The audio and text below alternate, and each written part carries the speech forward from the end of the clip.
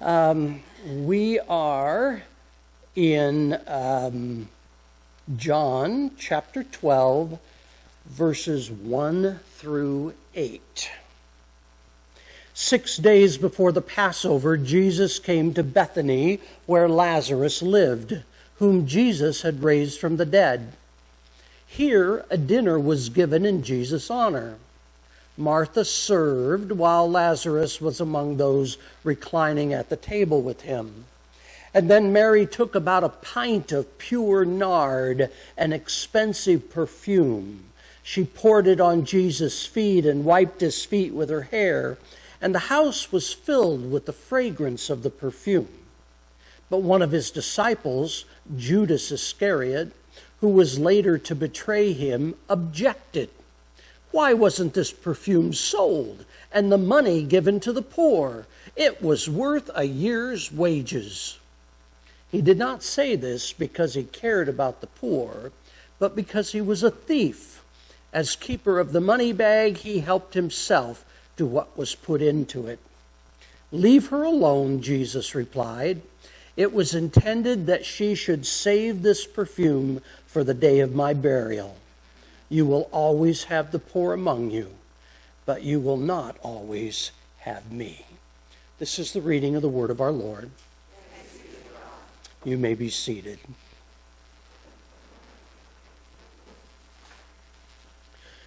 The title of our message today is called The Great Gift. And I'm going to begin with a story.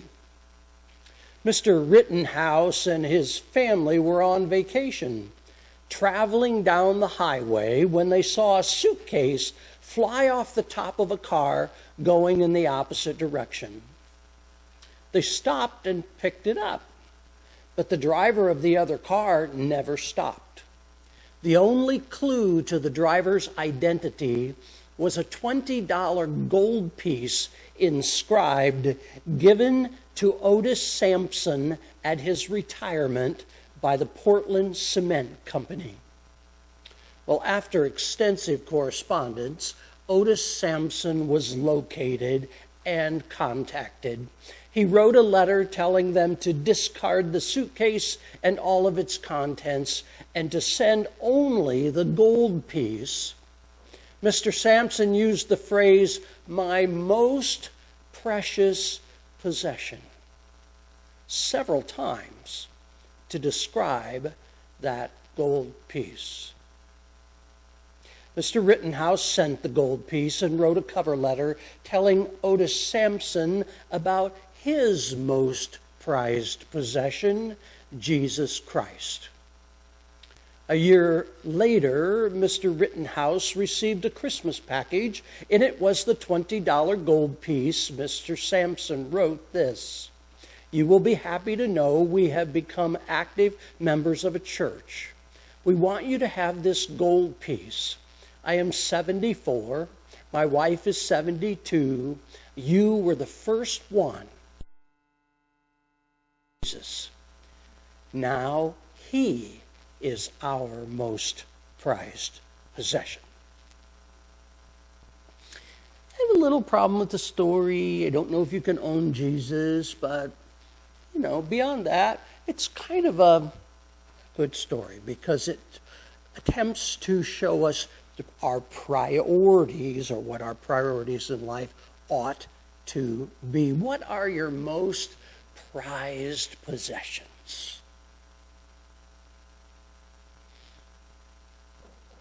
Most of us have some. They're the things that are nearest and dearest to us. I mean, they could be things like cars or, airplanes or things that make us happy, purchases that make us happy. Or they could be things like memorabilia, picture of your parents who are long gone, things that invoke memories. We all have some things that we consider some of our most prized possessions. And some of us have enough prized possessions that we fill the garage and the basement. And they're all prized possessions, because if anybody asks us to get rid of one of them, we'd have a problem with that.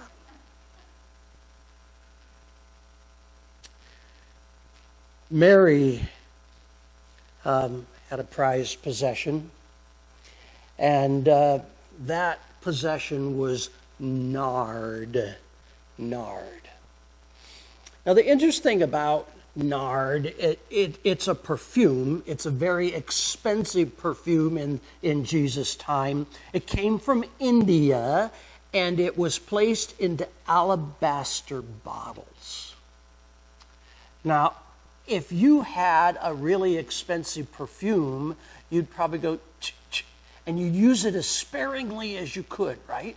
And it would last for decades on your dresser there, just for those special occasions that you might use that perfume.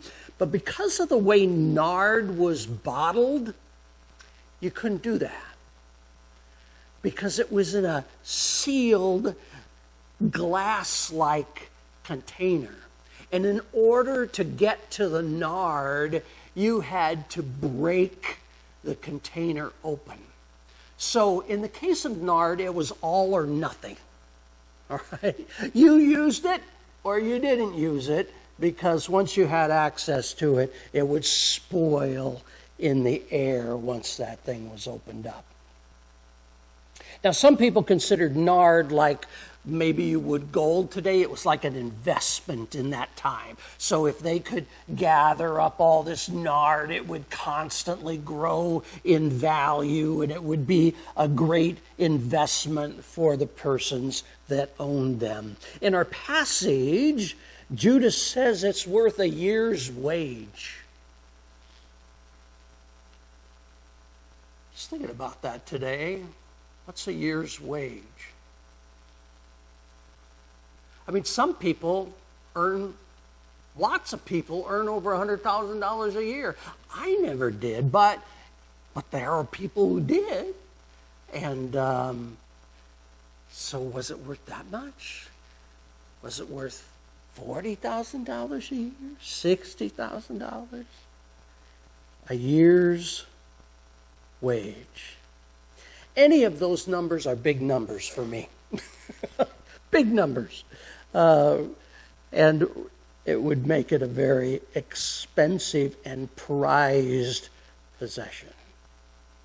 But Mary knew something that we sometimes forget. And that is that the value of the nard that she possessed was tiny, minuscule compared to the value of Jesus. Yeah. That much value in Jesus. And so Judas complained, and in spite of his complaint, Jesus was honored. So, what's the bottom line of this story? It kind of falls into the category we are to give our very best for Christ. Our very, very best. Archbishop Secker says God has three sorts of servants in the world. Some are slaves and serve him from fear. Others are hirelings and serve him for wages. And the last are children who serve him because they love him. Which do you think is the better category? Why do you think Mary did this, huh? What was she thinking? I mean, there were so many other alternatives that she could have turned to. I'm sure there were cheaper perfumes out there that she could have used. Or maybe she could have used water, because water was a symbol, right, that Jesus used himself to cleanse with. So she could have used water instead of this incredibly expensive perfume. Why did Mary do it? Was she a slave and she did it out of fear? Did she do it for money? Actually, I think she cost her a lot of money, didn't it? Yeah, I don't think she did it for money. I can only conclude the last one that Archbishop Secker suggested, and that was that she loved him. She did it out of love. We're to serve, we're to give to Jesus wherever God has placed us. Whether it's in our home, whether it's in our office, whether it's in a position of leadership, a position where maybe we're teaching. You know any teachers that pray for their students? I've known some teachers that pray for their students.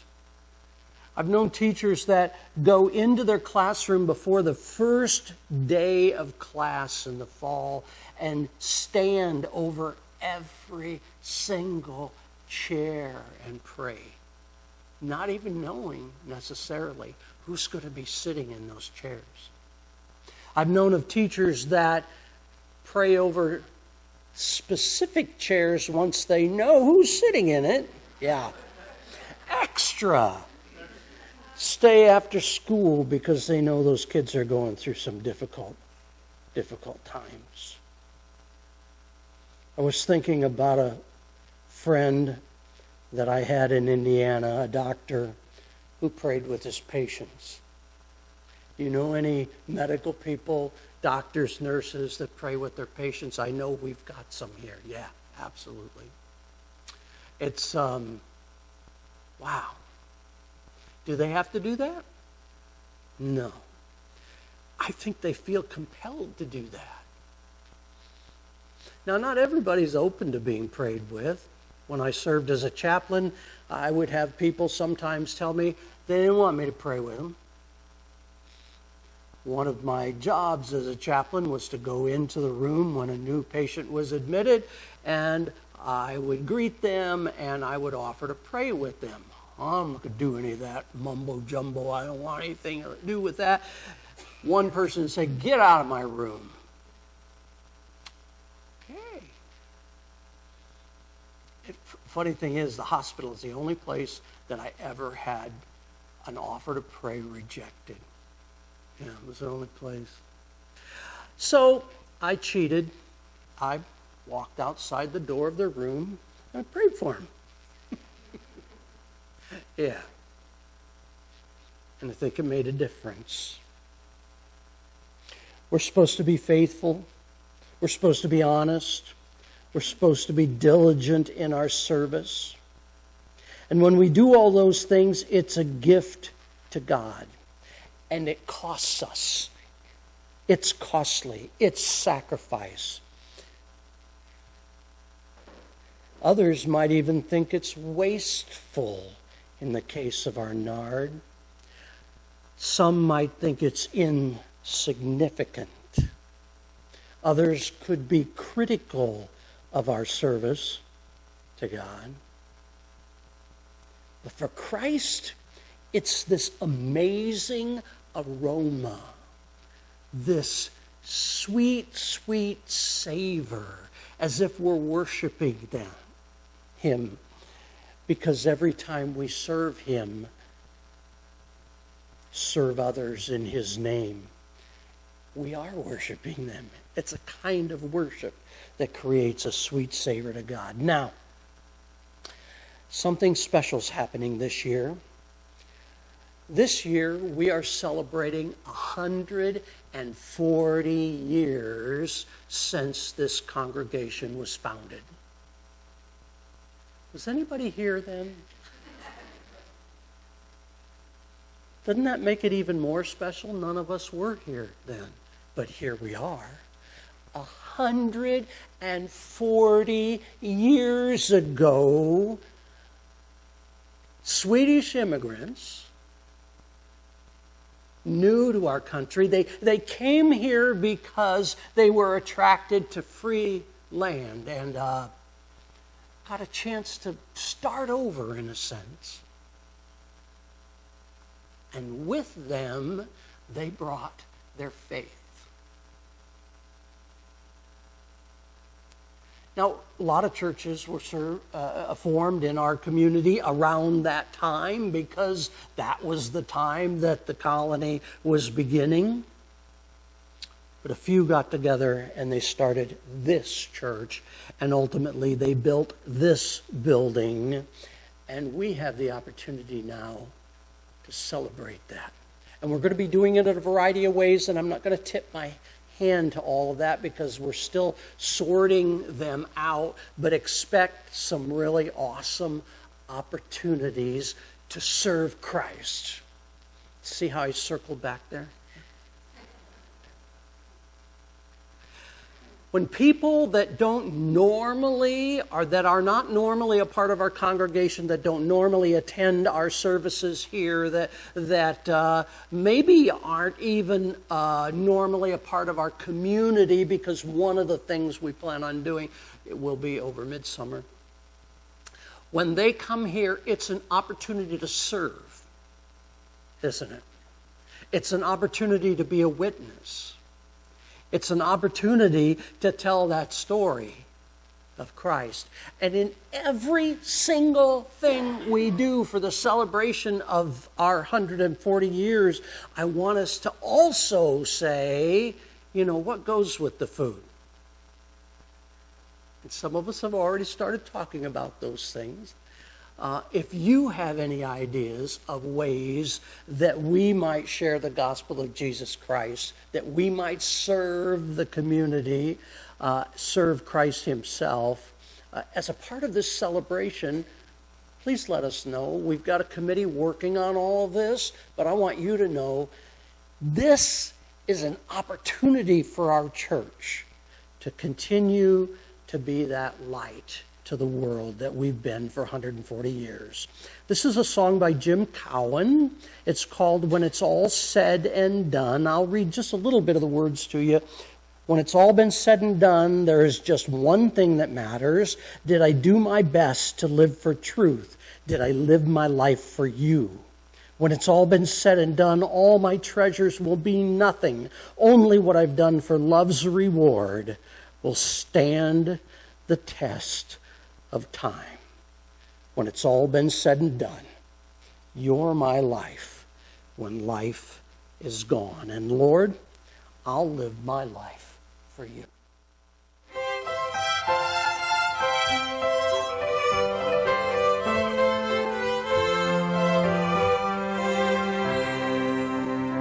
When it's all been said and done, there is just one thing that matters. Did I do my best to live for truth?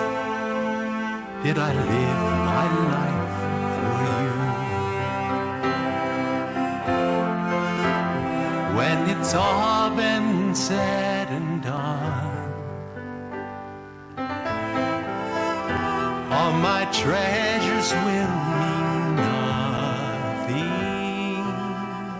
Only what I've done for love's reward will stand the test of time.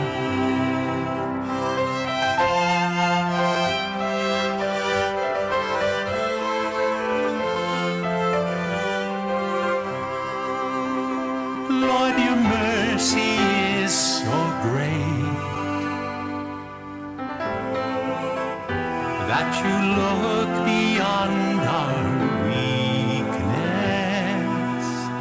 to find purest gold in miry clay, making sinners into saints. So I will always sing your praise here on earth and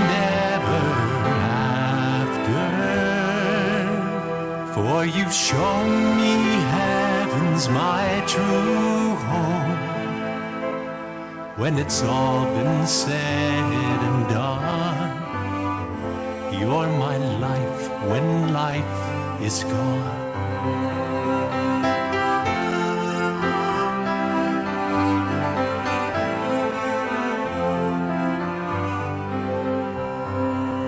So when it's all been said and done,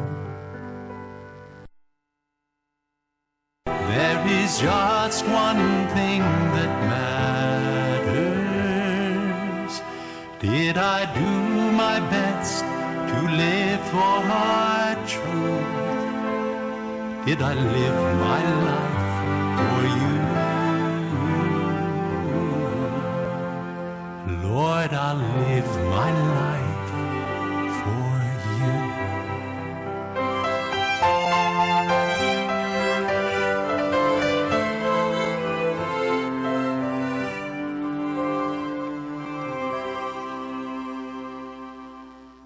Lord, I'll live my life for you. God bless.